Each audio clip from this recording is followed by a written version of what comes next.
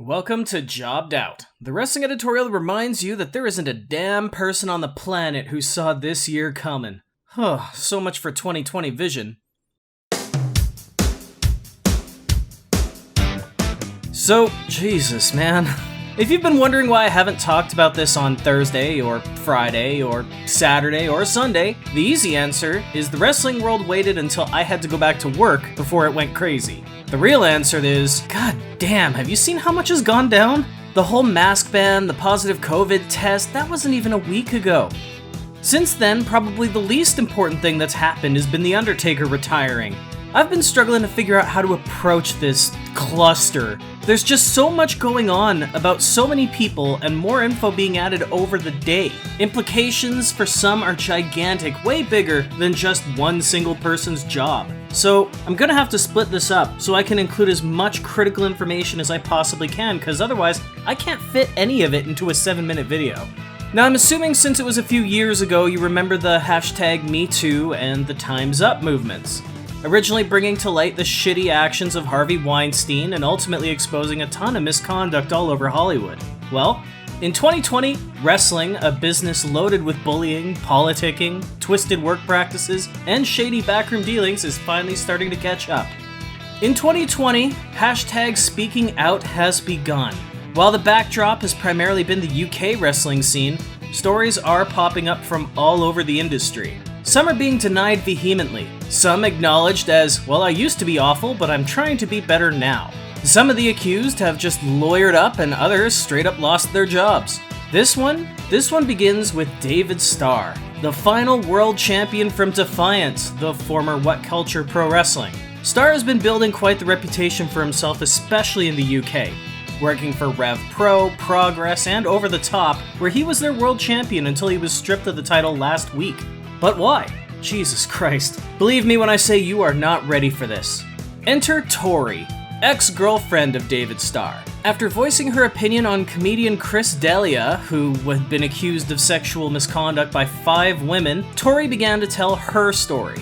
It began with a DM with Starr where she called him out on his behavior and an assurance that she wasn't going to go after him or ruin his career. Being the absolute genius that David Starr is, rather than come at the claims head on, he began making excuses, including a screenshot that got out of him planning his defense, citing Aziz Ansari, who famously used the "I didn't know because she didn't say no" technique. Tori shot that one down pretty quick, pointing out that they discussed the matter several times afterwards. So yes, he knew, and he told her that she liked it. Now, there'd been plenty of back and forth, but the real shitstorm hit when David Starr decided to write this piece on the matter. Now, Starr has deleted his Twitter account after the backlash, so I'm afraid I have to use quotes from 411 Mania here, but David Starr's greatest hits include, "I'm not a predator.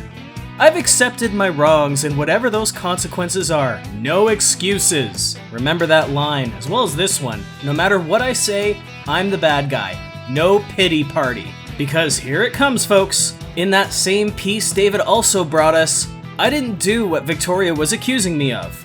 The lack of self-value stems from a lifetime of parental issues.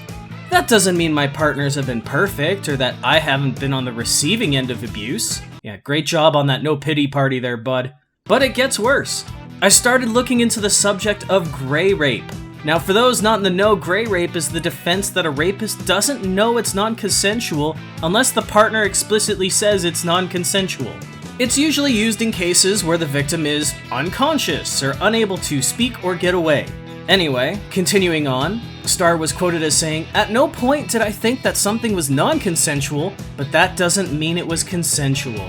And just because you expressed sexual desires for me after the incident, didn't vocalize your experience, and held those feelings in, doesn't mean your experience is not a reality or that my actions were not acceptable. The TLDR of that is, well, it's your fault for not saying no, but I'm sorry." What an asshole. Thankfully, you, me, and Tori are not the only ones who see through this passive-aggressive, self-gratifying, condescending shitfest of an apology, as former UK champion Pete Dunne, who had been called out on his silence in sharing a locker room with Starr and Velveteen Dream, somebody else I'm gonna have to talk about soon, responded with this gem. "I had no clue that David Starr was a sexual predator. If I did, he wouldn't have been anywhere near a locker room I was in. I did, however, find him to be full of shit.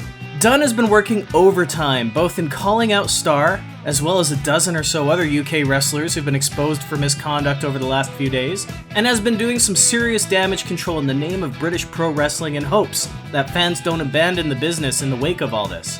Now, as for the immediate fallout, as I mentioned earlier, David Starr was stripped of his championship by Over the Top Wrestling and, along with Mark Perry and announcer Matt Richards, they were all fired.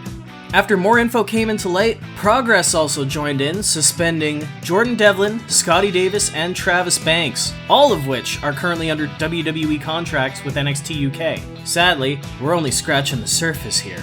Now, like I said earlier, there's just no way I can talk about the dozens of names and scandals coming out from this in under 10 minutes, so I'm gonna weigh in on this and move on. David Starr is an insecure asshole. He admits to his insecurities in his apology letter, but the letter speaks more about his insecurities than his words do. He's afraid, and he should be. Tori was just one of several women who came out about his abuse, as shortly after, another ex named Bella spoke up. So the best thing David Starr can do right now is exactly what Adam Blampied did when he was caught. Go away. Is his wrestling career over? Well, at the top level, yeah.